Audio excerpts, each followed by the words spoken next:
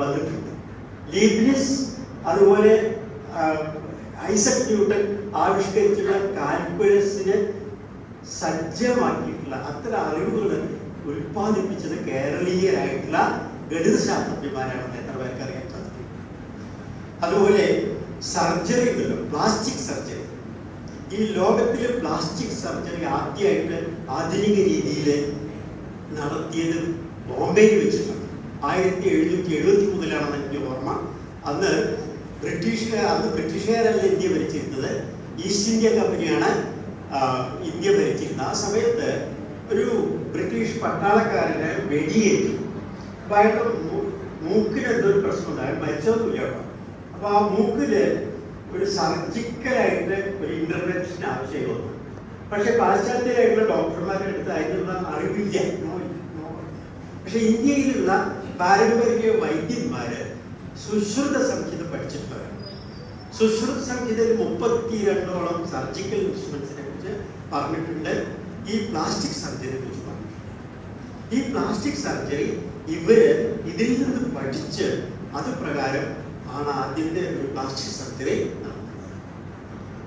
അതിനുശേഷം ജെന്റിൽമാൻ എന്നുള്ള ഒരു മാസികയില് ലണ്ടനിൽ ഇത് പ്രസിദ്ധീകരിക്കണം ഈ സംഭവം. അതിനുശേഷം ലോകം മുഴുവൻ അറിയുന്നു. അതിനുശേഷമാണ് ആധുനിക രീതിയിൽ പ്ലാസ്റ്റിക് സർജറി പോലും ഉണ്ടായിട്ടുള്ളത്. ഇത് പലർക്കും അറിഞ്ഞുകൂടാ, പക്ഷെ നമ്മൾ രേഖകൾ തപ്പിയെടുക്കുമ്പോൾ നമുക്ക് കാണാൻ സാധിക്കും. ഇതേപോലെ തന്നെ ഇന്ന് നമ്മളെല്ലാവരും ഉപയോഗിക്കുന്നത് ഒരു ന്യൂമറൽ സിസ്റ്റമാണ്, ഡെസിമൽ സിസ്റ്റം ഉപയോഗിക്കുന്നുണ്ട്, ദശാംശം നമ്മൾ ഉപയോഗിക്കുന്നുണ്ട്. ഈ ദശാംശം 10 എന്നുള്ളതിനെ യൂണിറ്റ് ആയിട്ട് നമ്മൾ ഉണ്ടാക്കിയെടുത്തത് 0 എന്നുള്ള മഹത്തായിട്ടുള്ള ഒരു സങ്കല്പം കൊണ്ടാണ്. ഈ 0 എന്നുള്ള സങ്കല്പം, ഈ 0 എന്നുള്ളൊരു സങ്കല്പം ഉണ്ടാക്കിയത് ഇന്ത്യക്കാരാണ്. നമ്മൾ 0 തന്നെയാണ് പറയല്ലേ. 0 എന്ന് പറഞ്ഞാൽ പൂജിക്കപ്പെടേണ്ടത് എന്നുള്ള പറഞ്ഞൊരു അബ്സല്യൂട്ടിന്റെ സിമ്പിളായിട്ടാണ്. അതിന് ശൂന്യം എന്നും പറയാറുണ്ട്, ശൂന്യം. അപ്പൊ ഈ 0 എന്നുള്ളൊരു സങ്കല്പം ഉണ്ടാവുമ്പോൾ 10-ലെത്തിയാൽ നമ്മൾ ടെർമിനേറ്റ് ചെയ്യുന്നില്ല. അടുത്ത് നമുക്ക് ഈ പ്ലേസ് വാല്യൂ സിസ്റ്റം മാത്തമാറ്റിക്സില് അതില് സ്ഥാനത്തിനനുസരിച്ചിട്ട് മൂല്യം കൂടും. 1-ാം സ്ഥാനത്ത് നിൽക്കുന്ന 1ഉം 10-ാം സ്ഥാനത്ത് നിൽക്കുന്ന 1 തമ്മിൽ വ്യത്യാസമുണ്ട്. ഈ 10ന്റെ അവിടെ നിൽക്കുന്ന ഈ 0 നമ്മൾ എത്ര പുച്ഛിക്കാറുണ്ട് അല്ലേ? കുട്ടികളൊക്കെ ഏറ്റവും ഭയപ്പെടുന്ന ഒരു നമ്പറാണ് 0. പക്ഷെ ഈ 0 നമുക്ക് ചെയ്തു തന്നിട്ടുള്ള കാര്യങ്ങൾ എത്രയാണെന്ന് പറയാൻ പറ്റില്ല. ആ 0 എന്നുള്ള സങ്കല്പം ഉണ്ടാകുമ്പോൾ നമുക്ക് 10 എന്നുള്ളൊരു സങ്കല്പം ഉണ്ടാകുന്നു, 100 എന്നുള്ള സങ്കല്പം ഉണ്ടായിരുന്നു, 1000 എന്നുള്ള സങ്കല്പം ഉണ്ടായിരുന്നു. അങ്ങനെ ഇന്ത്യക്കാരെ എത്രയോ വലിയ വലിയ നമ്പേഴ്സ് അവര് അന്ന് സങ്കല്പിച്ചിരുന്നു.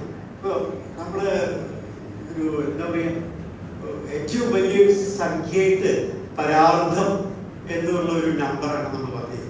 അത് ട്രില്യൻസ് ഒക്കെ വരുന്നതാണ്. ഇതേപോലെ ഒരുപാട് നമ്പറുകൾ നമ്മൾ ചിന്തിച്ചിരുന്നത് ഒക്കെ ഈ 0 വെച്ചിട്ടാണ്. ഈ 0 വെച്ചിട്ടാണ് കമ്പ്യൂട്ടേഷൻ ഏറ്റവും എളുപ്പമാവുന്നത്. അരിത്തമാറ്റിക് എടുത്ത് നോക്കും നിങ്ങൾ. ഇപ്പം ഒരു നമ്മള് 850 എന്നുള്ളത് ഈ നമ്മളിപ്പോൾ അറബിക് ന്യൂമറൽസ് എന്നാണ് പറയുക.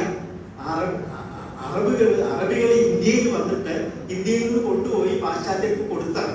അവർ പറഞ്ഞു ഇത് ഇന്ത്യയിൽ നിന്ന് ഞങ്ങൾ കൊണ്ടുവന്നതാണെന്ന് പറഞ്ഞു. പക്ഷെ പാശ്ചാത്യർ അതിന് അറബിക് ന്യൂമറൽസ് എന്നാണ് പറയുന്നത്. ഈ അറബിക് ന്യൂമറൽസ് ഇല്ലെങ്കിൽ ഒരു കാൽക്കുലേഷൻ നിങ്ങളൊന്ന് ആലോചിച്ചു. ഒരു വലിയ തുക വേറെ തുക കൊണ്ട് നമ്മൾ അതിനെ ഹരിക്കുന്ന ഒരു തരം ഡിവൈഡ് ചെയ്യേണ്ടി വരുന്ന സമയത്ത് എഴുതാൻ പോലും നമുക്ക് ബുദ്ധിമുട്ടായിരിക്കും. കാരണം നമ്മൾ എക്സ്, എൽ, വൈ, വി തുടങ്ങിയിട്ടുള്ള 1, I തുടങ്ങിയിട്ടുള്ള അക്ഷരങ്ങൾ ഉപയോഗിച്ചുകൊണ്ട്, റോമൻ അക്ഷരമാല ഉപയോഗിച്ചുകൊണ്ടാണ് നമ്മൾ എഴുതുന്നത്. അപ്പൊ അത് വെച്ചുകൊണ്ട് നമുക്ക് ഈ നമ്പറുകളെ റെപ്രസെന്റ് ചെയ്യുന്ന സമയത്ത് അത് മനസ്സിലാക്കാൻ ഒരുപാട് ബുദ്ധിമുട്ട് വരും. നിങ്ങൾ പഴയ ക്ലോക്കുകൾ, ടവർ ക്ലോക്കുകൾ നോക്കി അറിയാൻ സാധിക്കും. അതിലുള്ള ഈ അക്ഷരങ്ങൾ നോക്കും, ഈ അക്കങ്ങൾ എങ്ങനെയാണ് എഴുതുന്നത്. അപ്പൊ ഈ 0 എന്നൊരു സങ്കല്പം ഇനി കുറച്ചുകൂടി ആലോചിച്ച് നോക്കുമ്പോൾ ഒരു മെക്സിക്കോയിലെ ഒരു സംസ്കൃത പ്രൊഫസർ ഡോക്ടർ മോറ അദ്ദേഹം പറഞ്ഞത് വാസ്തവത്തില് ഈ കമ്പ്യൂട്ടർ ഉണ്ടായതിന് 0 എന്നുള്ള നമ്പർ ഉണ്ടായതുകൊണ്ടാണ്. 0 എന്നുള്ള നമ്പർ ഇല്ലെങ്കിൽ കമ്പ്യൂട്ടർ എന്നുള്ളത് മനുഷ്യരാശിക്ക് ഉണ്ടാവുമായില്ല. കാരണം എന്താന്ന് പറഞ്ഞാൽ കമ്പ്യൂട്ടറിലുള്ള ആ എല്ലാ കാൽക്കുലേഷൻസും അതിന്റെ പിന്നിലുള്ളത് 0, 1 എന്നുള്ള ഈ 2 ബൈനറി നമ്പേഴ്സാണ്. 0, 1 വെച്ചിട്ടുള്ളതാണ് കമ്പ്യൂട്ടറിന് നിങ്ങൾ എന്ത് കൊടുക്കുന്ന ഡാറ്റയെയും റെഡ്യൂസ് ചെയ്ത് 0, 1 എന്നുള്ള നമ്പർ പഠിക്കാം. അപ്പോൾ 0 ഇല്ലെങ്കിൽ കമ്പ്യൂട്ടർ ഇല്ല, നമ്മളുടെ മൊബൈൽ ഇല്ല, നമ്മുടെ ലാപ്ടോപ്പ് ഇല്ല, നമ്മളുടെ മറ്റനേകം ഇന്ന് നമ്മളുടെ ആധുനിക ശാസ്ത്രം സാധ്യതമാക്കിയിട്ടുള്ള ഒരുപാട് സംഗതികൾ ഇല്ലാതെ പോകുന്നത് നമുക്ക് കാണാൻ സാധിക്കും. അപ്പോൾ ഇത് പാശ്ചാത്യരുടെ ഇടയ്ക്കിലേക്ക് കൊണ്ടുവന്ന് നമ്മൾ ബക്ഷാലി മാനുസ്ക്രിപ്റ്റ്സ് എന്ന് പറയും. AD 2-ാം നൂറ്റാണ്ടിൽ അതിൽ ഈ 0 എന്നുള്ള നമ്പർ വരുന്നുണ്ട്, അതുപോലെ മറ്റേ 10 വരെയുള്ള നമ്പേഴ്സ് വരുന്നുണ്ട്, ഈ പ്ലേസ് വാല്യൂ സിസ്റ്റം വരുന്നുണ്ട്. അങ്ങനെ പണ്ടത്തെ കാലത്ത് ഗണിതശാസ്ത്രം മാത്രം എടുത്തു നോക്കുമ്പോൾ ഇന്ത്യക്കാർ കൈവരിച്ചിട്ടുള്ള അത്ഭുതകരമായിട്ടുള്ള, ഇപ്പോൾ സൂര്യനിൽ ഇപ്പോൾ ചന്ദ്രനിലേക്കുള്ള ദൂരം ഏകദേശം കൃത്യമായിട്ട് അവർ മനസ്സിലാക്കും. പിന്നെ ഒരു പൈയുടെ വാല്യൂ ഒക്കെ അനേക ഡിജിറ്റുകളാണ്. ഈ നമ്മൾ പറയുന്നത് ഇറാഷണൽ നമ്പേഴ്സ് എന്ന് പറയും. ഇങ്ങനെ നമ്മൾ സാധാരണ മര്യാദക്കാർ പറയുമ്പോൾ ഇതിനെ ഇത്രകൊണ്ട് ഹരിച്ച എത്ര വെച്ചാൽ ഒരു കറക്റ്റ് നമ്പറിൽ നമ്മൾ റാഷണൽ നമ്പറിൽ എത്തും. പക്ഷേ ഡിവിഷൻ വന്നു കഴിഞ്ഞാൽ 3.1416 ഇങ്ങനെ നീണ്ടിട്ട് പോകണം. അല്ലെങ്കിൽ സ്ക്വയർ റൂട്ട് ഓഫ് 2 അല്ലെങ്കിൽ സ്ക്വയർ റൂട്ട് ഓഫ് 3 എന്നൊക്കെ പറയുമ്പോൾ നമ്മൾക്ക് അങ്ങനെ നീണ്ടു പോവുക. ഇത് ഇപ്പൊ അടുത്ത കാലത്താണ് പാശ്ചാത്യ ഗണിതശാസ്ത്രം ഇതിനെ കുറിച്ചൊക്കെ ചിന്തിക്കാൻ തുടങ്ങിയിട്ടുള്ളത്. നിങ്ങൾ ഇറാഷണൽ നമ്പേഴ്സ്, ഇറാഷണൽ സീരീസ് ഇതിനെ കുറിച്ചിട്ടൊക്കെ പണ്ടത്തെ ഇന്ത്യക്കാർക്ക് കൃത്യമായിട്ട് മനസ്സിലായിരുന്നു. അതുപോലെ നാവിഗേഷൻ എന്ന് പറയുന്നത് യൂറോപ്യന്മാർ പഠിച്ചത് ഇന്ത്യക്കാരിൽ നിന്നാണ്. കാരണം എന്താ വെച്ചാൽ ഇന്ത്യയിൽ വളരെ കൃത്യമായിട്ട് സെലസ്റ്റിയൽ മാപ്പിംഗ് ആകാശത്ത് നോക്കി കൃത്യമായിട്ട് ഗ്രഹങ്ങളുടെയും നക്ഷത്രങ്ങളുടെയും സ്ഥാനം നിർണയിച്ചിരുന്നു. ഭൂമി ഉരുണ്ടതാണെന്ന കാര്യം ഇന്ത്യക്കാർക്ക് അറിയാമായിരുന്നു. അപ്പോൾ നമ്മൾ സാധാരണ നാവിഗേഷൻ ഉപയോഗിക്കുന്ന ധ്രുവ നക്ഷത്രമാണ്, പോളാർ സ്റ്റാർ. അതൊരിക്കലും മാറില്ല, അത് വടക്ക് അവിടെ നിൽക്കും. കൃത്യമായിട്ടാണ് നമ്മൾക്ക് ഓരോ സ്ഥലങ്ങൾ മനസ്സിലാക്കാൻ സാധിക്കും. നടുക്കടലിലൊക്കെ ചെന്ന് കഴിഞ്ഞാൽ നമുക്ക് അന്ന് ഈ ക്യാമ്പസ് ഒന്നും ഇല്ലാത്ത സമയത്ത് ദിശാബോധം തന്നെ ഉണ്ടാവില്ല.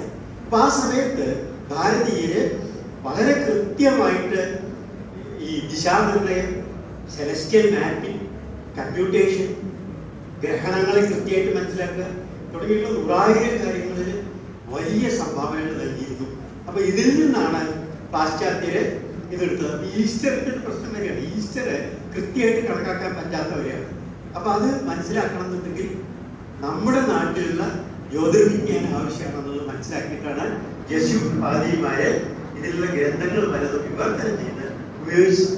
അതൊരു ബോട്ടണിയൊക്കെ എടുത്ത് നോക്കുമ്പോൾ ഓർത്തൂസ് മലബാരിക്കസ് എന്നുള്ള ഒരു ഡച്ച് ഗ്രന്ഥം, അതിൽ നിന്നാണ് നമുക്ക് ഈ പ്രദേശത്തിലുള്ള സസ്യവൈവിധ്യം മുഴുവൻ പാശ്ചാത്യർ മനസ്സിലാക്കുന്നത്. അതാണെങ്കിൽ ഇന്ത്യയിലുള്ള കേരളത്തിലുള്ള സാധാരണ വൈദ്യുതിയിൽ നിന്ന് മനസ്സിലാക്കിയിട്ടുള്ള കാര്യങ്ങളാണ്. ഇങ്ങനെ ഞാൻ വളരെ ദീർഘമായിട്ട് ഈ ഒരു മീറ്റിങ്ങിൽ ഇതൊരു ഉദ്ഘാടന സമ്മേളനം ആയതുകൊണ്ട് അതിലേക്ക് പോകുന്നില്ല. പക്ഷെ നമ്മളുടെ തന്നെ പാരമ്പര്യത്തിലേക്ക് ചെന്ന് കഴിഞ്ഞാൽ നമുക്ക് ഇന്നത്തെ സമൂഹത്തിൽ ആവശ്യമായിട്ടുള്ള ഒട്ടേറെ അറിവുകൾ നമ്മുടെ പാരമ്പര്യത്തിലുണ്ട് എന്നുള്ളത് നമുക്ക് മനസ്സിലാക്കാൻ പറ്റും. ഈ ഒരു അറിവുകളെയാണ് നമ്മൾ നോളജ് സിസ്റ്റം എന്ന് പറയുന്നത്. പണ്ട് ഇതിനൊക്കെ ശാസ്ത്രം എന്നാണ് പറഞ്ഞിരുന്നത്. ശാസ്ത്രം എല്ലാം ഭാരതീയരെ എന്തിനെ പറ്റിയിട്ടും ശാസ്ത്രം എന്ന് പറയും. മോഷണത്തിന് പോലൊരു ശാസ്ത്രം പറഞ്ഞതിൽ വിശ്വസിക്കുക. ചൗര്യശാസ്ത്രം എന്നാണ് അതിന് പറയും. അതിലൊരു ദേവതയൊക്കെ ഉണ്ട്. എങ്ങനെയാണ് മോഷണം വേണ്ടത്, പക്ഷെ മോഷ്ടിക്കുമ്പോഴും ഒരു വാല്യൂ ഒക്കെ വേണമെന്നൊക്കെ പറയും. അങ്ങനെ ഒരു തമാശയൊക്കെ എടുത്താൽ മതി. പക്ഷെ മറ്റുള്ള ഒരുപാട് ശാസ്ത്രങ്ങൾ, വാസ്തുശാസ്ത്രം, വൈദ്യശാസ്ത്രം, അതുപോലെ ഗണിതശാസ്ത്രം, രസതന്ത്രം, ഈ മക്കളെയൊക്കെ ചെറിയ നമുക്കറിയാം. ഇതിന് ഒരുപാട് തരം ശാസ്ത്രങ്ങൾ നമ്മുടെ നാട്ടിലുണ്ടായിരുന്നു. ഈ ശാസ്ത്രങ്ങള് നിങ്ങളൊക്കെ പഠിക്കുമ്പോൾ ഒരു ശാസ്ത്ര ഗ്രന്ഥങ്ങളും സംസ്കൃതത്തിലുള്ള ഒരു ശാസ്ത്ര ഗ്രന്ഥങ്ങളും എങ്കിലും പഠിച്ചു കഴിഞ്ഞാൽ നമുക്ക് കിട്ടുന്ന ഒരു ബാക്കിംഗ് എന്ന് പറഞ്ഞാൽ അത് വലുതായിരിക്കും. നമ്മൾ ഏത് തരത്തിൽ നമ്മുടെ കേരളത്തിലെ ഏറ്റവും വലിയ ഒരു ഇന്റലക്ച്വൽ ഉണ്ടായിരുന്നു കഴിഞ്ഞ തലമുറയിൽ, അത് NV കൃഷ്ണവാര്യരാണ്. ഇപ്പൊ NV കൃഷ്ണവാര്യരുടെ പ്രത്യേകത എന്താന്ന് പറഞ്ഞാൽ എവിടെ ചെന്നാലും അദ്ദേഹം മെഡിക്കൽ കോളേജ്, അദ്ദേഹം സംസ്കൃതത്തിലാണ് അദ്ദേഹം ബിരുദെടുത്തിരുന്നത്. പക്ഷെ അദ്ദേഹം മെഡിക്കൽ കോളേജിൽ ചെന്ന് കഴിഞ്ഞാൽ അവിടുത്തെ ഡോക്ടർമാരുമായിട്ട് സംസാരിക്കുക ഏറ്റവും ആധുനികമായിട്ടുള്ള മെഡിക്കൽ സയൻസിൽ ഉണ്ടായിട്ടുള്ള ഡെവലപ്മെന്റാണ്. അദ്ദേഹം ലാംഗ്വേജ് ഡയറക്ടറായിരുന്നു. അദ്ദേഹത്തിന് അറിയാത്ത വിഷയങ്ങളൊന്നുമില്ല. അങ്ങനെ ഒരു വ്യക്തിയായിരുന്നു. എങ്ങനെയാണ് അദ്ദേഹം ഇതൊക്കെ പഠിച്ചതെന്ന് ചോദിച്ചാൽ, അദ്ദേഹം കുട്ടിക്കാലത്ത് ഈ സംസ്കൃതത്തിലെ ശാസ്ത്രഗ്രന്ഥങ്ങൾ പഠിച്ചപ്പോൾ അദ്ദേഹത്തിൻ്റെ അതൊരു നമ്മുടെ ബ്രെയിനിന് വലിയൊരു ട്രെയിനിങ് ആണ്. അപ്പോൾ അതിൽ ഒരു PhD തീസിസ് എങ്ങനെയാണ് എഴുതുന്നത് അതുപോലെയാണ് ഒരു ശാസ്ത്രഗ്രന്ഥം. അതിൻ്റെ തുടക്കത്തിൽ തന്നെ അതിൽ കുറേ കാര്യങ്ങൾ സ്റ്റിമുലേറ്റ് ചെയ്യുന്നുണ്ടാവും. നമ്മളൊരു PhD തീസിസ് എഴുതുമ്പോൾ എങ്ങനെ ഇരിക്കും? നമ്മൾ ആദ്യമായിട്ട് നമ്മുടെ പ്രോബ്ലം എന്താണെന്ന് സ്റ്റേറ്റ് ചെയ്യും. ഇതാണ് എൻ്റെ പ്രശ്നം, ഞാൻ ചർച്ച ചെയ്യാൻ പോകുന്നത്. പിന്നീട് നമ്മൾ എന്ത് ചോദിച്ചാൽ review of literature, critical review of literature, ഇതിൽ ഈ വിഷയത്തിൽ ഉണ്ടായിട്ടുള്ള മുമ്പുള്ള പഠനങ്ങളെല്ലാം നമ്മൾ വിമർശനാത്മകമായിട്ട് സമീപിക്കും. അതിനുശേഷം നമ്മൾ ഈ പഠനത്തിൻ്റെ പ്രാധാന്യം, പ്രസക്തി എന്നിവ എടുത്തു പറയും. അതിനുശേഷം ഇതിൻ്റെ പ്രയോജനങ്ങൾ എന്തൊക്കെയാണെന്ന് പറയും. ഈ രീതിയിലാണ് നമ്മൾ തീസിസ് എഴുതുന്നത്. ഈ ഒരു മെത്തഡോളജി നമുക്ക് പഴയ ശാസ്ത്ര ഗ്രന്ഥങ്ങളിൽ കാണാൻ സാധിക്കും. ഇത് ആർക്ക് വേണ്ടിയിട്ടാണ്, ഇതിലെ വിഷയം എന്താണ്, ഇതിലെ മെത്തഡോളജി എന്താണ് തുടങ്ങിയിട്ടുള്ള എല്ലാ കാര്യങ്ങളും കൃത്യമായി പറഞ്ഞിട്ടുണ്ടായിരുന്നു. പിന്നെ അതിലൊരു പ്രത്യേകത എന്താണെന്ന് പറഞ്ഞാൽ ഇന്നത്തെ വിദ്യാർത്ഥികൾക്കൊക്കെ ഏറ്റവും ആവശ്യമായിട്ടുള്ളത് നമുക്ക് ഒരുപാട് ഇൻഫർമേഷൻ ഉണ്ട്. നമുക്ക് you are flooded with information അല്ലേ? ഈ അറിവുകളെ എങ്ങനെ ക്രോഡീകരിക്കാം, ഇതിനെ എങ്ങനെ ക്യൂറേറ്റ് ചെയ്യാം, ഇതിനെ എങ്ങനെ അവതരിപ്പിക്കാം, ഇതിൽ നിന്ന് എന്തെങ്കിലും നിർദ്ധാരണം ചെയ്യാൻ പറ്റും എന്നുള്ള കാര്യങ്ങളൊക്കെയാണ് നമ്മൾ പഠിക്കുന്നത്. ഇത് ഈ ശാസ്ത്ര ഗ്രന്ഥങ്ങൾ പഠിക്കുമ്പോൾ നമുക്ക് കൃത്യമായിട്ട് മനസ്സിലാക്കാൻ പറ്റും. അതിൽ ഓരോ അധ്യായം എങ്ങനെയാണ് തുടങ്ങുന്നത്. ഇറലവൻ്റ് ആയിട്ട് ഒരു കാര്യം പോലും പറയില്ല, അപ്രസക്തമായിട്ടുള്ള ഒരു കാര്യം പോലും ഒരു ശാസ്ത്രത്തിൽ പറയില്ല. എന്ത് കാര്യം പറയുമ്പോഴും ഇന്നതുകൊണ്ടാണ് പറയുന്നത് എന്ന് പറഞ്ഞിട്ടുണ്ടായിരുന്നു. എന്നിട്ട് അവസാനം ആ ശാസ്ത്രഗ്രന്ഥം അവസാനിക്കുന്നതായിരിക്കും സംഗീതത്തിൻ്റെ ശാസ്ത്രഗ്രന്ഥമാകുമ്പോൾ ഞാൻ മുമ്പ് പറഞ്ഞുള്ള പോലെ ഇതിൽ സംഗീത ശാസ്ത്രത്തിനെ കുറിച്ചുള്ള എല്ലാ കാര്യങ്ങളും ഇവിടെ പ്രതിപാദിച്ചിരിക്കുന്നു. അല്ലെങ്കിൽ ഗണിതശാസ്ത്രം അല്ലെങ്കിൽ ഏത് തരം ശാസ്ത്രം. അപ്പോൾ ഇത്തരത്തിൽ നമ്മുടെ ഒരു ഇൻ്റലിജൻസിനെ വളരെയധികം ട്രെയിൻ ചെയ്തെടുക്കാൻ ഈ നോളജ് സിസ്റ്റംസിന് സാധിക്കുന്നുണ്ട്. നിർഭാഗ്യവശാൽ നമ്മളിതൊന്നും ശ്രദ്ധിക്കുന്നില്ല. ഇപ്പം എൻ്റെ ഒരു സുഹൃത്തുണ്ടായിരുന്നു പൂന യൂണിവേഴ്സിറ്റിയിൽ അഡ്വാൻസ്ഡ് സ്റ്റഡീസ് സെൻ്ററിൻ്റെ ഡയറക്ടർ, ഒരു BN ചാ. അപ്പം അദ്ദേഹത്തിൻ്റെ അടുത്ത് വരുന്ന കുട്ടികളൊക്കെ ജപ്പാനിൽ നിന്ന് വന്നിരുന്നതാണ്. അവിടെ നിഗോയ എന്ന് പറഞ്ഞ യൂണിവേഴ്സിറ്റിയിൽ ഭയങ്കര ഇൻ്റലിജൻ്റ് ആയിട്ടുള്ള പിള്ളേരാണ്. അപ്പോൾ ഇവർ വന്നിട്ട് ആണ് ഈ ന്യായശാസ്ത്രമൊക്കെ പഠിക്കുക, തർക്കശാസ്ത്രമൊക്കെ. അപ്പം അദ്ദേഹം പറയും ഇതൊക്കെ ഇവർ പഠിച്ചുകൊണ്ട് ഗണിതാക്കാന്മാർ പോകാൻ നമ്മളിനി അവിടെ പോയി പഠിക്കേണ്ടി വരും അദ്ദേഹം പറഞ്ഞത്. നമ്മുടെ ഇവിടെയുള്ള പുതിയ ജനറേഷൻ ഇതിനെപ്പറ്റി അറിഞ്ഞുകൂടാ, ഇതിനെ പറ്റിയിട്ട് എന്താണെന്ന് അറിഞ്ഞുകൂടാ. അപ്പോൾ അതുകൊണ്ട് ഇതൊക്കെ നമ്മൾ അവിടെ പോയി പഠിക്കേണ്ടി വരും. ഇപ്പം ഞാൻ ഈയിടെ ഒരു സിംഗപ്പൂരായിരുന്നു കുറച്ച് കാലം. അപ്പോൾ അവിടെ ഒരു ലേഖനം വായിച്ചു. തൊട്ടടുത്ത് കിടക്കുന്ന പ്രദേശമാണ് ഇന്തോനേഷ്യ. അപ്പോൾ ഇന്തോനേഷ്യയിൽ ഒരു വലിയ ഒരു ബൗദ്ധ വിഹാരമുണ്ട്. ആ ബൗദ്ധ വിഹാരത്തിൽ 100 ബുദ്ധ വിഗ്രഹങ്ങൾ ചുറ്റുമുണ്ട്, ആ ടെമ്പിളിന് ചുറ്റുമുണ്ട്.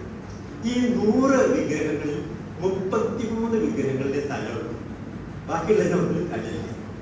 അപ്പോൾ അത് എവിടെ പോയി തല വെച്ചാൽ അതൊക്കെ യൂറോപ്പിലുള്ള ഓരോ മ്യൂസിയത്തിലുണ്ടെന്നാണ് പറഞ്ഞത്. ഓരോ തല യൂറോപ്പിലെ ഒന്ന് ബെർലിനിലായിരിക്കും, അല്ലെങ്കിൽ പാരീസിലായിരിക്കും, അല്ലെങ്കിൽ ലണ്ടനിലായിരിക്കും. അത് കാണണമെങ്കിൽ അവിടെ പോകണമെന്നതാണ്. നമ്മളുടെ ഈ ഇതില്ലേ മയൂര സിംഹാസനമില്ലേ, അത് കാണണമെങ്കിൽ നിങ്ങൾ എവിടെ പോകണം? ലണ്ടനിൽ പോകണം. ഇന്ത്യയിലില്ല, ഒക്കെ മോഷ്ടിച്ചു കൊണ്ടുപോയി. അങ്ങനെ നമ്മുടെ ഒരുപാട് പൈതൃക സ്വത്തുക്കൾ പലരും പല കാലഘട്ടങ്ങളിലേക്കും മോഷ്ടിച്ചു കൊണ്ടുപോയിട്ടുണ്ട്. അതുപോലെ തന്നെ നമ്മുടെ അറിവും പലതും നമുക്ക് നഷ്ടപ്പെട്ടിട്ടുണ്ട്. ഇപ്പോൾ ഭാഷാശാസ്ത്രത്തിലൊക്കെ എനിക്കൊന്നും ഞാൻ അവിടെ കിടക്കുന്നില്ല. ഇപ്പോൾ സംസ്കൃതത്തിലും ഹിന്ദിയിലും മലയാളത്തിലും ഉള്ള അക്ഷരമാലയും ഇംഗ്ലീഷ് അക്ഷരമാലയും തമ്മിൽ താരതമ്യം പഠിക്കാൻ നമുക്ക് അറിയാൻ സാധിക്കും. ഫോണറ്റിക്സിൽ നമ്മൾ എത്ര അഡ്വാൻസ്ഡ് ആയിരുന്നു. അപ്പം അത് ഇപ്പോൾ ദീർഘമായിട്ട് ഞാൻ ഇവിടെ പറയാനുള്ള അവസരമല്ലത്, അതുകൊണ്ട് ഞാൻ പറയുന്നില്ല. അങ്ങനെ നമ്മൾ ഒരു കണക്കിന് നോക്കുമ്പോൾ നമ്മൾ എന്തൊരു വിഡ്ഢിത്തരാണ് കാണിക്കുന്നത്. കാരണം ഒരുപാട് അറിവുകൾ നമ്മുടെ ഇടയിലൊക്കെ ഉണ്ട്. അതൊന്ന് ഇളക്കിയെടുക്കുക വേണ്ടതുണ്ട്. അത് ചെയ്തിരുന്നിട്ടുണ്ടെങ്കിൽ ഞാൻ മുമ്പ് പറഞ്ഞ പോലെ നമുക്ക് നമ്മുടെ കാലിൽ നിൽക്കാൻ സാധിക്കും. You will be rooted in the soil. നമ്മൾ മണ്ണിലേക്ക് വേറെ ഇറങ്ങിയാലാണ് ആകാശത്തിലേക്ക് നമുക്ക് പോകാൻ പറ്റും. അപ്പോൾ അതുകൊണ്ട് ഇന്ത്യ ഒരു വലിയ ഒരു ശക്തിയായിട്ട് മാറണമെന്നുണ്ടെങ്കിൽ അത് മറ്റുള്ളവരെ തോൽപ്പിക്കാൻ വേണ്ടിയുള്ള ശക്തിയല്ല പറഞ്ഞത്. ഇന്ത്യക്ക് ഒരു ഇൻ്റലക്ച്വൽ ക്യാപിറ്റൽ വേണമെന്നുണ്ടെങ്കിൽ നമ്മൾ ഈ അറിവുകളെയൊക്കെ മനസ്സിലാക്കാൻ വേണ്ടി ശ്രമിക്കണം. അത് അതേപടിയൊന്നും നമുക്ക് ഇന്നത്തെ സമൂഹത്തിലേക്ക് കൊണ്ടുവരണമെന്നല്ല ഞാൻ പറയുന്നത്. അതിനൊക്കെ എടുത്ത് മുമ്പ് പറഞ്ഞ പോലെ ക്രിറ്റിക്കൽ തിങ്കിങ്ങിലൂടെ എടുത്ത് മനസ്സിലാക്കി ആധുനിക ജീവിത സന്ദർഭത്തിലേക്ക് ഉപയോഗിക്കാൻ സാധിക്കണം. ഇപ്പോൾ മാനേജ്മെൻറ്റിൻ്റെ കാര്യം ഞാൻ പറയാൻ ഉദ്ദേശിക്കുന്നത്, അതിലിപ്പോൾ അർത്ഥശാസ്ത്രം പോലെ ടെക്സ്റ്റ് ബുക്ക് ഇന്ത്യയിൽ എവിടെയും പഠിപ്പിക്കുന്നില്ല. പക്ഷേ പല വിദേശ സർവകലാശാലകളിലും മാനേജ്മെൻറ്റ് പ്രോഗ്രാമിൽ പഠിപ്പിക്കുന്നത് അർത്ഥശാസ്ത്രവും പഞ്ചതന്ത്രവും പോലുള്ള ഗ്രന്ഥങ്ങളും. അപ്പോൾ അതുകൊണ്ട് നമുക്കൊരു കിട്ടുന്ന ഒരു ഡെപ്ത് എന്ന് പറയുന്നത് വലുതായിരിക്കും.